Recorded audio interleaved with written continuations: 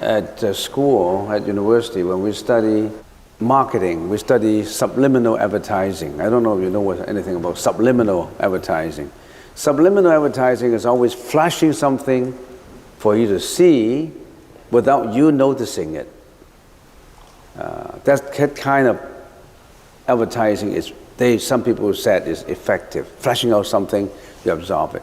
But in this case, we flash out something, just as a reminder, is effective too. So it says, you sow what you reap. Words leads to thought, thoughts lead to action and speech, actions leads to habit, habits leads to personality, and personality leads to your destiny. And all these, if we summarize it, you use one word to summarize it. What are these? This is the mind. This is the consciousness. You've got to be very careful with your own mind. Your mind could lead you astray to do something unwholesome. Your mind at the same time can lead you to do something wholesome, creative, benevolent. Your mind can lead you to do something that is malicious, malevolent. So watch your mind, but how do you watch it? In order to watch your mind, you have to know what your mind is all about. You have to know the constituents of your mind, the functioning of your mind. So that's the purpose of the study of consciousness. That's the purpose of the study of the Buddha's teaching of Vijnanamatrata. You got to know your mind, your own mind. And knowing your mind is not that easy. You think you know your mind. I think I know my mind, but I don't. If I know my mind, I'm in complete control, but I don't know my mind. Of course, when I want to know it, I want to know my mind, and I'm watching my mind, then I know it. But there are many times, many occasions that you don't even know about it. When do you know your mind? When you're meditating, when you anchor your mind on your breath, then you know it. But even anchoring your mind, trying to know your mind, could be just 1 second, 1 minute, or 2 minutes, 3 minutes, then it wanders away. Not to even mention when you're outside not doing meditation, your mind is wandering all over the place. Whatever the mind can conceive, the mind can do. Don't blame environments, don't blame your education for the failure that you have been confronting with, because you're not in control. You work out your own failure. You work out your own success. So if you put you put your mind under control, whatever the mind can conceive, the mind can do.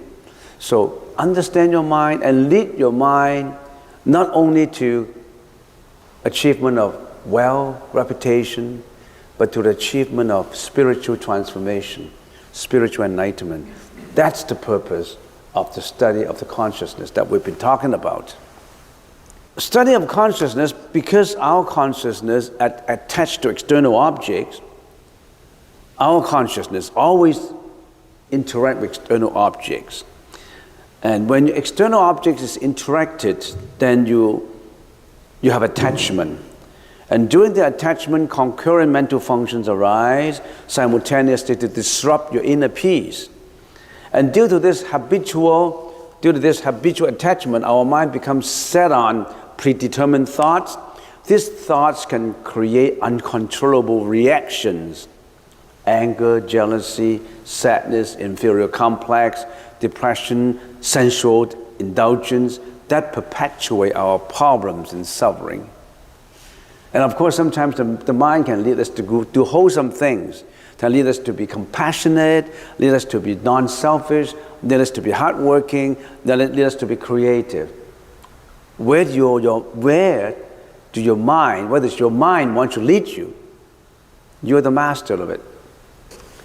Now, we've been talking about the 100 Dhammas. We're talking about consciousness. We've been talking about materiality, we've been talking about concomitant mental functions, and we define a number to them. Actually, we shouldn't label a number to them. But for the sake of study, the Buddha and later philosophers put numbers to them. We will have 8 consciousnesses, 11 materiality, 51 concomitant mental functions, and just give you a subliminal flashing. These are the 8 consciousness. Eyes, ears, nose, taste, tactile, mano consciousness, manas consciousness, and laya consciousness that we've been talking about. And then what are these materiality? Materiality, the eyes, the eyes, the ears, the sound, the nose, the touch, the smell, the tongue, the taste, everything about all material, forms included in Dhamma Ayatana. That means forms, material that is created by illusion in your mind. That would be included. All kinds of forms, elements, protons, electrons, you name them. So these are the materiality. So the world it's the mind and material, spiritual and material. That we already cover, and we're not going to go through it. And then we have concomitant mental functions, which you already touched on. And now we will be talking about dharmas non-interactive with the mind. So there are things that the mind don't interact with. Do you know that? There are things that our mind not interacting with, but they exist. And the Buddha brought them to us so that we know in detail what kind of things that don't interact or our mind do not interact with, but they do exist. Before we talk about that, there are 3 words that you should know. One is noumenon, the other is phenomenon, and the third one is functionality. What is noumenon? A noumenon is a thing as it is in itself, is real nature, is reality that cannot be comprehended through the senses. And that's a definition from a dictionary. That definition is not complete. We just borrow a term from the Kantian philosophy. You know Kant, K-A-N-T, Kant, philosopher. We borrowed that term, noumenon. There are Chinese terms for it, but there's no English terms for noumenon. But now Kantian philosophy used this term, and we borrow it, noumenon. There are things that you cannot interact. There are things that our mind, our senses, our mentality cannot reach. And a thing as it is in itself. When we say a thing, it's not really a thing. A thing is materiality, but when you're talking about noumenon, it's not a thing. So what do we use? Dharma. A dharma as it is in itself is real nature, is reality. That's the only thing that we can do.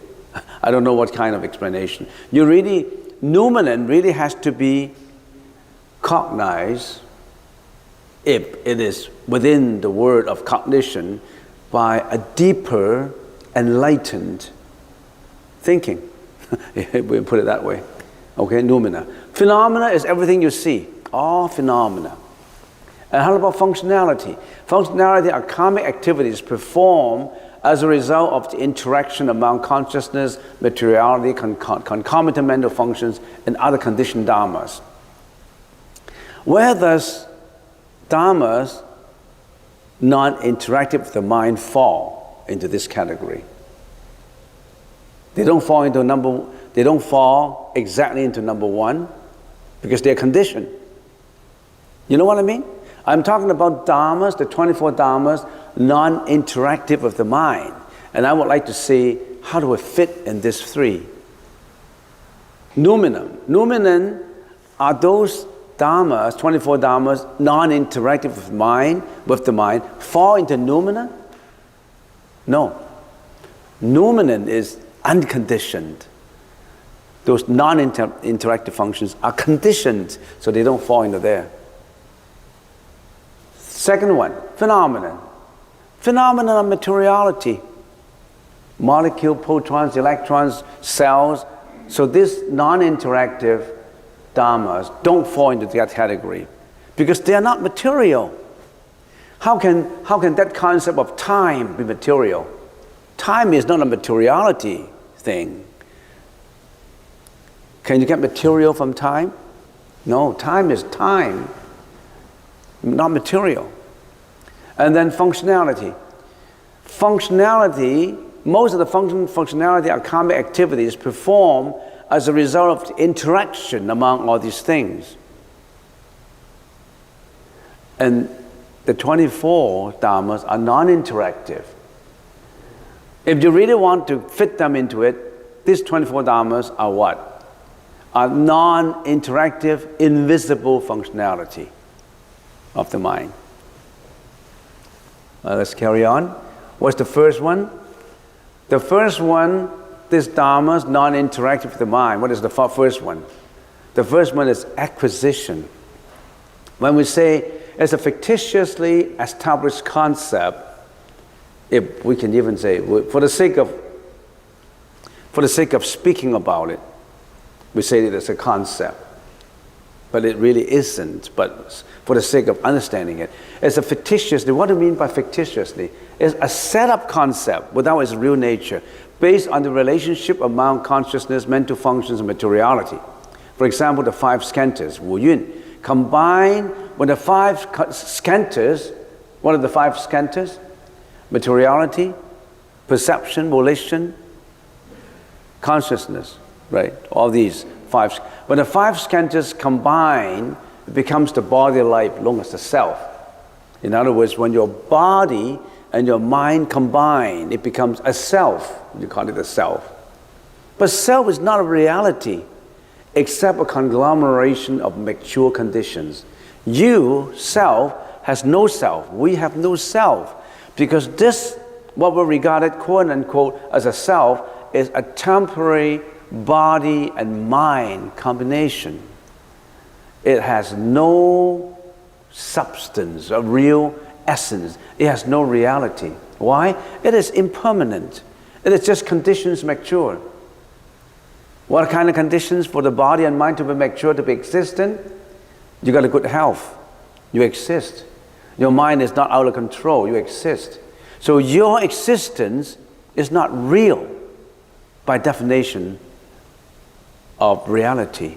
You exist actually on conditions. What is the closest, yet is far, conditions that put you into existence? When we traced it. When we trace it just when you were in your mother's womb. Why did you get into a mother's womb in the first place? How? Just to cut causality and examine that part only without looking at the far-reaching, beyond this life kind of time. Just cutting and examine this time. Why did you get into your mother's womb and become why? Because a man and a woman raise sensual thoughts. They come together. It's a fusion of the ovary and the what? Spermatozoa. It's just a fusion of the two together based on sensuality of a man and a woman. And then that fusion, when that fusion simultaneously exists with your Bado stage of soul of consciousness, it gets into your body, that forms you. These are the conditions. What conditions make this man and woman come together? All conditions. We exist on conditions. And somebody called it conditions, terms of existence. This exists on terms. Why do we call them terms? On a short-term contract. You don't exist on an eternal contract. Your body is an apartment that has at the most 100 years contract, and that contract, when the time expires, you got to go. You got to leave your body. You got to go. You have no choice. Do you have a choice? Do you have a choice? It's not a renewable contract. It's a non-renewable net lease. You know what a net lease is all about? It's non-renewable. You got to look after that body, that mind, yourself. You got to keep yourself healthy, mentally and spiritually. It does not matter if you're mentally unhealthy. You still have to keep your life because your body still exists. You keep an unhealthy mental life. So the existing conditions. But people attach this. This is me. I want a betterment of me. I want to egoistically better myself. And in the process of doing so, I could be hurting others and creating a lot of karma. All right, there's acquisition. So acquisition of self, how do I acquire this self? This self is just a concept. There's no such thing as self. This self, this acquisition of a self, can it cognize any object? Because by definition, consciousness, to be interactive with externalities, has to think, has to cognize. Cognition, if anything exists as interactive with something, you must have the one that can think and that one that can be thought about, right? Subject and object. Can the subject, this subject of acquiring a body, this invisible established subject, can that subject think? Can that cognize? No, it cannot. That acquisition cannot. Okay, is it material? That acquisition of having a body, of course, the body is material, but that acquisition, that concept of being born and having a body cannot think. That concept cannot think. Of course, your mind can think, and that concept is not material. It's not something you can touch, you can feel. And that concept is on conditions existent. All right, so that's acquisition. I have 24 of them, so I cannot explain it in detail. So you got to think about it. If you cannot grasp it now, you really have to think about it. As I said, it took me 20 years to understand this, and you want to understand it in an hour? No way. It took me 20 years just to understand this. And you think you can understand in a few minutes of my explanation? Then I must be very stupid. I don't think I am. Life force, past karmic energy existing in relationships between consciousness and body. Its existence is merely a combination of heat and of alaya vijnana, that is alaya consciousness, and continuity. So this is what we call a karmic energy. The karmic existence is non-interactive with the mind. All right? Let's go to the third one. Commonalities by species. A dharma by virtue of which living things as well as the dharmas that fall into the series of living things have resemblance between them. A destination indicating the resemblance of individualities of different things among the various types of being, the 6 modes of sentient beings. In other words, if we can use a phrase in English that not exactly the same meaning, that for the sake of borrowing a phrase, and if we don't use this phrase, it may be difficult to understand. We call it birds of the same feather flock together. They automatically go to the species because of the commonalities. So Chinese, Caucasians, Filipinos, or Mexicans, whatever, English, Americans, they automatically go into these commonalities by species. And that commonality by species concept is like spontaneous. It's difficult to understand, but you got to think about it. 4, differentiation of species. Beings known as sentient beings that are different from the enlightened beings. That's another concept. Differentiating enlightened being and unenlightened beings. Attainment of thoughtlessness. Some meditators are able to suppress their thoughts arising from the 6 consciousnesses and its mental functions. But the 7 consciousness and the 8 consciousness still remain. Once they lose the samadhi, their thoughtlessness disappears. When these meditators have attained thoughtlessness, then that Dharma is non-interactive with the mind. If it's still interactive with the mind, it's not thoughtlessness. 6, attainment of cessation. This is a very high level of samadhi based on the Buddha's teaching. The 6th consciousness and its mental functions disappear. The ego part of the 7 consciousness disappear, but its Dharma part and the 8th consciousness still remains. And that is the time when you're out from reincarnation. No more reincarnation. You're out.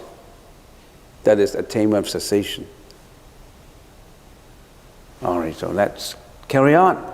7, Ram. I want to finish this 24 Dharmas in 15 minutes. So, Ram of thoughtless beings, the resultant bodies being born in thoughtlessness Ram as a result of the attainment of the thoughtlessness, that is non-interactive with the mind. This is a Dharma, non-interactive with the mind. 8, 9, 10, I want to put together. Name, words organizations. Everything originally has no names, no words. Names arise as a result of the 6th consciousness interacting with externalities, creating thoughts. Names are fictitiously established. Words can only convey notions of things, but not their real noumena. For example, the word fire cannot ignite fire. So names have no objective existence. The word fire, when I talk about fire, it won't burn up my mouth. It won't. So the word can only convey the meaning. The word itself does not contain its reality, its real nature. Right? I assume you understand. 11th, birth. All phenomena are conditioned, so their birth, existence, arising has no actual reality. They exist based on causal relations between consciousness, mental functions, and materiality. Birth, or arising, or becoming. And I gave an example. Excavating a cubic yard of ground makes you feel that a cubic yard of ground space comes into being. But actually, such space exists before excavation. So if I excavate this 1 cubic yard of a cave, a hole, and I say, I got a space of 1 cubic yard. I excavated all the dirt in there. But it does not matter when you excavate that. That space is already there. It's not just because you excavated that material, that space exists. On the other hand, when you say, I fill up 1 cubic yard of this hole with all the dirt that you have, and I say, I lost 1 cubic yard of space. Did you lose anything? Did you lose anything? Did you actually lose that 1 cubic yard of space? If you thought you have, raise your hand. So you dare not. So that losing, that arising, is not there actually. You see what I mean? 12, continuity of binding. The fact that this life continues and continues until death by itself is a concept. It's not something that concept can think. You can think that concept, but that concept by itself cannot think. That concept is not material. That concept is not unconditioned, it's conditioned. 13, aging, same thing. Everybody ages. You age and I age. All sentient beings age. That aging exists. But that aging itself cannot think. That aging itself is not material. That aging is not just turning old and become wrinkles and become old and become weak. That aging itself cannot get old. It's not material. It's not a body. Impermanence is the same. Continuity, changeability, that cycle of continuity and changeability. Like this is winter now, and then spring would come, and then summer would come, and then autumn would come, and then winter. So spring, summer, autumn, winter, it rotates. You think that kind of rotation can think? It just comes naturally. That rotation is not material. That rotation is conditioned. That rotation is naturally performed without you cognizing it. Of course, you can think about spring, autumn, summer, winter. You can think. But that fictitiously established concept, quote unquote, cannot think. Okay, let's get on to the next one.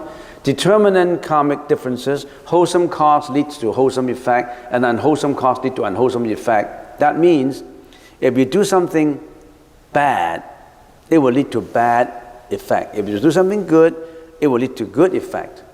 And then who actually control this functionality? Nobody controls this functionality.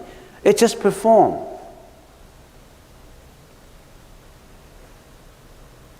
So there's determinant differences. 16, 17, unifying. Cause corresponds to or correlate with effect. Speed, development from cause to effect contains a momentum of speed. This momentum is spontaneous.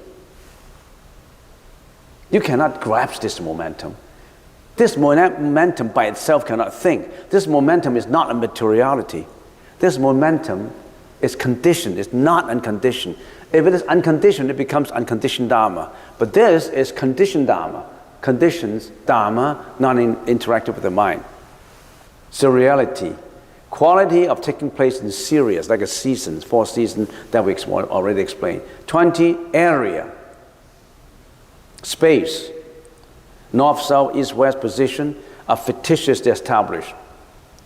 What is north to you could be south to me, depends on where you stand. What is clockwise to you can be anti-clockwise to me. So why do you stigmatize that, oh, that is the north and that must be the north? No, it's all relative. Time, what is time? The past, the present, and the future. These are fictitiously established concepts. Assuming the world is at the standstill, there is no more time. In our world, one day constitutes 24 hours. But in the first dhyana heaven of Arupa Dhatu, one day is equivalent to 50 years of our time. So it's relative. That's all relative. The past, the present, and the future. Well, when we talk about the past and the present and the future, is there any actual past? Any actual future? Any actual present? No, there's no Why? Considering, some people say, I don't have the past is already gone, so I can't grasp at it. I cannot bring the past to the present. The past is gone, how can I bring the past to the present? And then you say, the future, I worry about the future. The future hasn't come. How can you bring the future into the past, into the present? So the past is gone. You cannot let it. You cannot bring it here to happen again. And the future hasn't come. You cannot bring it to the present.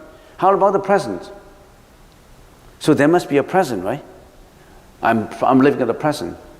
But remember, every fraction of a present becomes a past. I stop talking. When I stop here, it becomes a past. It flashes. There's no present. The present is not standing still. If the present is standing still that you can recognize, it's not a present. It's already a past. You understand what I mean? And then some people say, gee, how does that help me in my life? This sounds to be very good philosophy. I mean, this philosophy 500. Philosophy 100 is for first year, philosophy 200 is for the second year university, 300, 400, 500, okay? So a master degree and PhD. But how does that help me in my life? Do you know how does it help you? You know what people do when they usually think about the past, the present, and the future? They always want to bring the past bad memories onto the present table and ponder on it and agonize on it and feel bad about it. They always think about the past history of being abused onto the present table, ponder on it, and cry about it. They always bring about the past something that they think is unfair, that they want revenge, and they want to bring onto the present table, review it, and how to do a revengeful action. They thought there is a past. They materialized this past by revenge, by jealousy, by hatred. But actually, it's past. Why do you want to bring the past bad memory, the past agony, onto the present table and still agonizing on it? Isn't that stupid? But we do. We do. And whatever good memories that we have in the past, our love that's been abandoned, our first love. My girlfriend, my first love, betrayed me. I hate it. And I always bring that first love hatred onto the present. And I agonize on it. Why? Because you're attached to the past. How about the future? I'm worrying. What happens if I die? What happens if one day I get a sickness that I cannot cure? What happens if all my businesses fail? What happened to this? What happened to that? I have a lot of worries. I have a lot of anxieties. What are you doing? You're bringing the future that hasn't happened onto the present table and you agonize on it. You worry about it. You shouldn't be doing that now. Because you understand that is not interactive with the mind. That's just attachment. And then some people say, well, I don't have a past. I don't have to agonize on it. I don't have a future. I don't have to worry about it. Then I'd enjoy myself in the present. If I can drink, I drink. If I can spend money, I spend money. If I can make a lot of money, I want to make a lot of money, make myself happy. That's the attitude. You think there's a present to hang on. But do you know that if you attach to the present, you're also attaching to the past? Because every present became a past. There's no staying of present. You cannot grasp onto the past, you cannot grasp into the present, you cannot grasp onto the future. But why do we attach to this time? That's our weakness.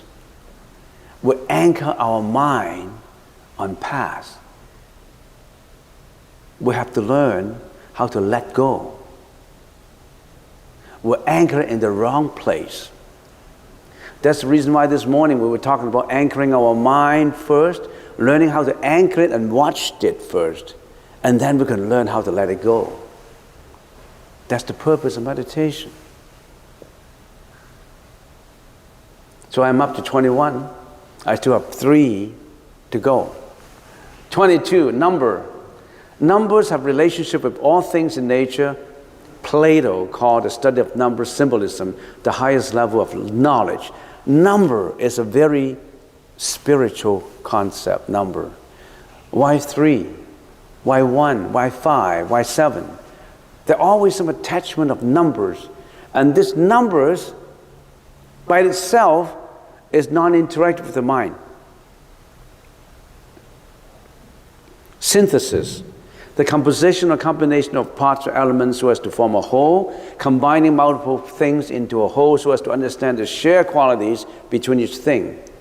How do they combine together?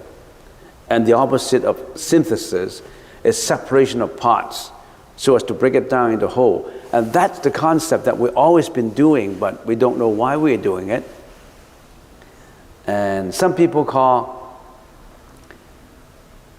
synthesis and analysis are 2 concepts used by academics, by philosophers to think. Synthesis is to break it all apart and analyze each individually so as to understand it. That's exactly what the Buddha is teaching, what the Buddha is doing in teaching this, teaching the Buddha studies. On the other hand, there's also analysis, to analyze every part in order to understand the whole. Do you see the difference? Synthesis and analysis? Both are ways of looking at things, are ways of studies. But they themselves, they are non-interactive with the mind. It's the mind that can synthesize, it's the mind can be analyzed, but that act by itself is non-interactive with the mind. So don't think about synthesis is better than analysis. Analysis is better than synthesis. They're separate concepts. Okay, I finished with everything about the 100 Dhammas, so I can start something new next time.